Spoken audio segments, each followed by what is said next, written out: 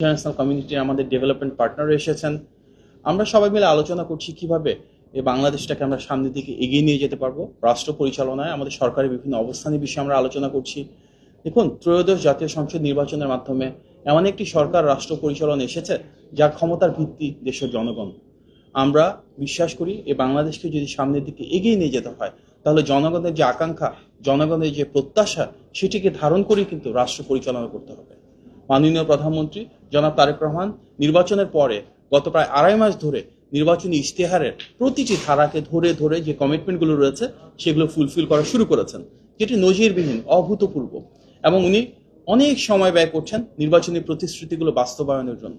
আমরা দেখেছি আজকে ডিসি কনফারেন্স চলছে গত কয়েকদিন ধরে, সেখানেও কিন্তু আমাদের জেলা প্রশাসক যারা রয়েছেন মাঠ পর্যায়ে, ওনাদের সাথে আলাপ আলোচনা করা হচ্ছে কিভাবে সরকারের নীতিমালাগুলো বাস্তবায়ন করা হবে। দীর্ঘদিন পরে আমরা দেখেছি এত প্রাণবন্ত একটা সংসদ, যেখানে আমাদের সংসদের সরকারি দলের সদস্যরা, বিরোধী দলের সদস্যরা মন খুলে খোলা মনে আলাপ আলোচনা করছেন।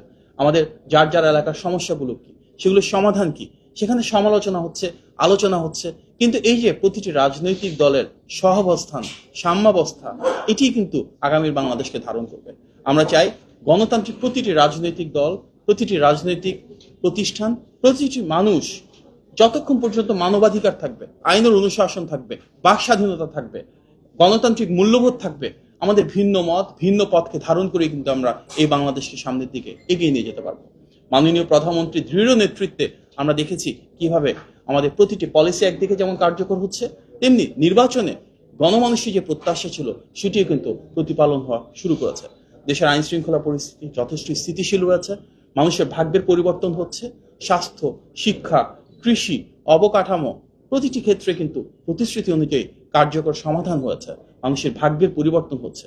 আগামীর যে বাংলাদেশ আমরা প্রত্যাশা করি, সেখানে আমরা চাই পারস্পরিক সৌহার্দ্য থাকবে, সহাবস্থান থাকবে, এমন রাজনীতি, এমনভাবে দেশটাকে বিনির্মাণ করা যেখানে অপপ্রচার থাকবে না। অপপ্রচার কিন্তু অপরাজনীতি, সেটা কোনো রাজনীতির কৌশল হওয়া উচিত না। আমরা চাই যা কিছু সত্য, যা কিছু সঠিক, যা কিছু ন্যায্য, যা কিছু ন্যায়সঙ্গত, সেটা পক্ষে আমরা সবাই মিলে একসাথে অবস্থান নিই। আমাদের জাতীয় সংসদের প্রথম অধিবেশনে যেটা দেখেছি, সেই যে সৌহার্দ্য এবং পারস্পরিক সম্প্রীতি, এই যে সহাবস্থান, এটি হোক আগামীর বাংলাদেশের পথ চলা। ইতিমধ্যে জ্বালানি ক্ষেত্রে আমরা দেখেছি ইনিশিয়াল স্টেজে কিছু ক্রাইসিস ছিল, কিন্তু কিভাবে গভর্নমেন্ট দেশি বিদেশি স্টেক হোল্ডারদের সাথে আলোচনা করেছে, ইন্টারন্যাশনাল বার্গেনিং, নেগোসিয়েশন করেছে, অল্টারনেটিভ সোর্সিং করেছে, এবং আজকে কিন্তু আমরা অন্যান্য দেশের তুলনায় জ্বালানির ক্ষেত্রে যথেষ্ট ভালো অবস্থায় রয়েছে।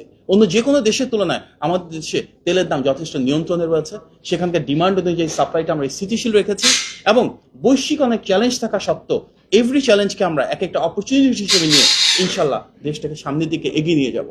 আমাদের মূল উদ্দেশ্য, মাননীয় প্রধানমন্ত্রী যেটি সংসদে বলেছেন, সবসময় বলেন, জনগণের স্বার্থ, জনগণের কল্যাণ। একটি নির্বাচিত সরকার হিসেবে আমরা দায়বদ্ধ জনস্বার্থের প্রতিফলন ঘটিয়ে বাংলাদেশের স্বাধীনতা, সার্বভৌমত্ব, জনগণের স্বার্থকে সর্বোচ্চ প্রাধান্য দেওয়া।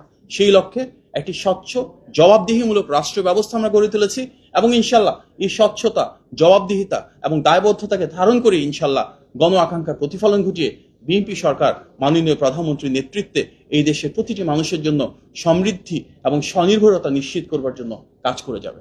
আপনার সবাইকে অনেক ধন্যবাদ। আসসালামু আলাইকুম। অনেক অনেক ধন্যবাদ। হ্যাঁ, থ্যাংক ইউ।